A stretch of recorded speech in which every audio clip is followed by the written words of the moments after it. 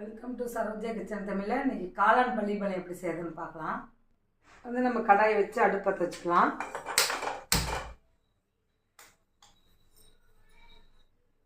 எண்ணெய் பாருங்கள், ஒரு குழிக்கரண்டில் அரை கரண்டி எண்ணெய் எடுத்துக்கிறேன்.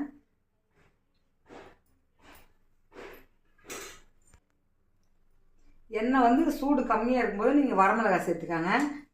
ஏன்னா ரொம்ப எண்ணெய் சூட்டில் சேர்த்துனீங்க அப்படின்னா கறியிரும். வரமிளகாய் நான் ஒரு 4 வரமிளகாய் எடுத்துருக்கிறேன். விதையெல்லாம் நீக்கிட்டு அடுப்பு பாருங்க சிம்மில் வச்சுக்கோங்க. தேங்காய் ஒரு அரை தேங்காய் எடுத்துருக்கிறேன்.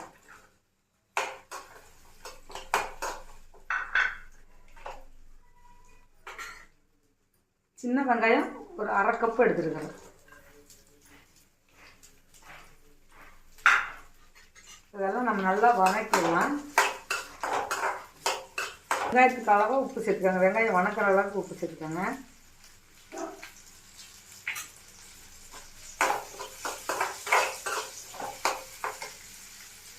இந்த டைமில் கருவேப்பிலை சேர்த்துக்கலாம்.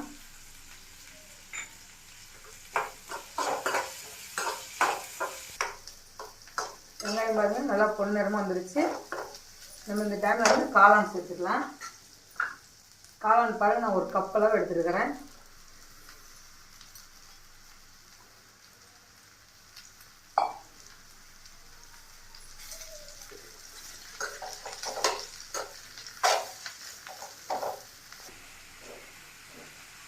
ஒரு அரை டீஸ்பூன் கரம் மசாலா சேர்த்துக்காங்க. 1/4 டீஸ்பூன் மஞ்சத்தூள். உப்பு தேவையான அளவு போட்டுக்காங்க. ஏன்னா ஏற்கனவே நம்ம உப்பு போட்டுருக்குறோம், பார்த்து போட்டுக்காங்க.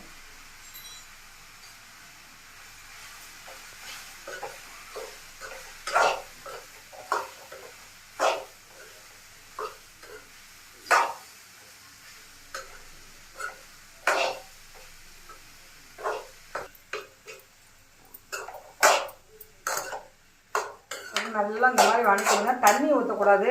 உங்களுக்கு காளான் உள்ள தண்ணியே அப்படியே கொஞ்சமாக லீக் ஆகும். உங்களுக்கு தண்ணி நல்லா இல்லை, அதனால் நம்ம தண்ணி சேர்த்துக்கூடாது. நம்ம இதை ஒரு சிம்மில் ஒரு 10 நிமிஷம் மூடி வச்சிடலாம். பாருங்கள், ஒரு 10 நிமிஷத்தில் எடுத்து உங்களுக்கு நல்லா வதங்கிருக்கு. தண்ணியை ஊற்றாமல் நம்மளுக்கு இந்த மாதிரி தண்ணி ஊற்றுனீங்க அப்படின்னா சலசலன்னு போயிடும். உங்களுக்கு டேஸ்ட் நல்லா இருக்காது. நீங்கள் இந்த மாதிரி செஞ்சு கொடுத்தீங்க அப்படின்னா எல்லாருமே சாப்பிடுவாங்க. சாப்பிடாதவங்க கூட சாப்பிட்லாம். இது சாம்பார் சாதம், தயிர் சாதம், ரச சாதத்துக்கு ரொம்ப நல்லாயிருக்கும். இன்னும் ஒரு 5 நிமிஷம் மூடி வச்சிடலாம். ஏன்னா சிம்மில் வைக்கிறதுனால இன்னும் ஒரு 5 நிமிஷம் நம்ம மூடி வச்சிடலாம்.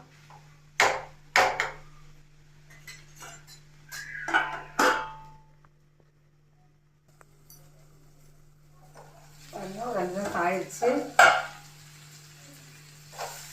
காளான் நல்லா வதங்கி வந்துடுச்சு. தண்ணியெல்லாம் ஊற்றாமே நம்மளுக்கு இந்த அளவு நல்லா வதங்கிடுச்சு. வெங்காயம் அதெல்லாம் பாருங்கள் எல்லாமே ஆயிடுச்சு. இப்போ ரெடி ஆயிடுச்சு. நம்ம வேற ஒரு பாத்திரத்தில் மாற்றிக்கலாம்.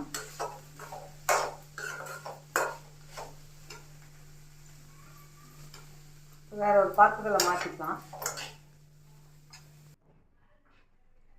சுவையான காளான் பள்ளிப்பாளையம் ரெடி ஆயிடுச்சு. எப்படின்னு செஞ்சு பார்த்துட்டு கமெண்ட் பண்ணுங்கள்.